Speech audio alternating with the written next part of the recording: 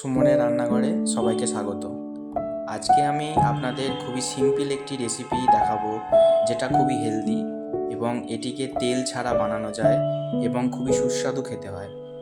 এই বিট স্যুপটি বানাতে খুবই সহজ। আমি এই স্যুপের মধ্যে বিট কেন নিয়েছি, তা বিটের মধ্যে আমাদের রয়েছে অনেক উপকারী গুণ, যেমন থাকে vitamin C, folate, potassium, iron, manganese ও নাইট্রেট। বিটে থাকা নাইট্রেট যা শরীরে রক্ত সঞ্চালনকে স্বাভাবিক রাখে। বিটে থাকা ম্যাঙ্গানিজ যা হাড় গঠন, ক্ষত নিরাময় ও খাদ্য বিপাকে সাহায্য করে। এবং বিটে থাকে ভিটামিন সি যা শরীরে রোগ প্রতিরোধ ক্ষমতা বাড়ায়। বিটকে যদি আপনারা নিয়মিত সেবন করেন তাহলে লিভারের ফাংশন ডেভেলপ করবে। যে সকল পেশেন্টরা ফ্যাটি লিভারে ভুগছেন দীর্ঘদিন ধরে, সেই ফ্যাটি লিভারের সমস্যা চিরতরে নির্মূল হবে। এই রেসিপিটি বানানোর জন্য কিছুই সেরকম লাগে না, শুধু লাগবে এক পিস একটা বিটরুট। সেই বিটরুটকে প্রথমে আপনারা গ্রেট করে কেটে নেবেন। দুটো মিডিয়াম সাইজের পেঁয়াজ একদম কুচি করে কেটে নেবেন। তেল ছাড়া পেঁয়াজটাকে ভেজে নেবেন বাদামি রং হওয়া পর্যন্ত। তারপর সেদ্ধ করা বিটরুটকে মিক্স করে দেবেন। এই স্যুপটিকে আরও হেলদি বানানোর জন্য আপনারা ইউজ করতে পারেন ভুট্টার আটা, অথবা এমনি সাধারণ যে গমের আটা সেটাও আপনারা করতে পারেন। প্রথমে ভুট্টার আটা বা গমের আটা 1 চামচ নিয়ে সেটাকে হালকা ভেজে নেবেন। ভাজলেই দেখবেন কালারটা হালকা বাদামি হবে। সেই অবস্থায় আপনারা কর্নফ্লাওয়ারের জায়গায় দিতে পারেন। তো আমার কাছে ভুট্টার আটা ছিল না, আমি নর্মাল আটা দিয়েও বানাইনি, আমি কর্নফ্লাওয়ার দিয়ে বানিয়ে আপনাদেরকে দেখাচ্ছি। তো সিম্পল এই রেসিপিটি আপনারা ট্রাই করবেন অবশ্যই এবং বানিয়ে খাবেন।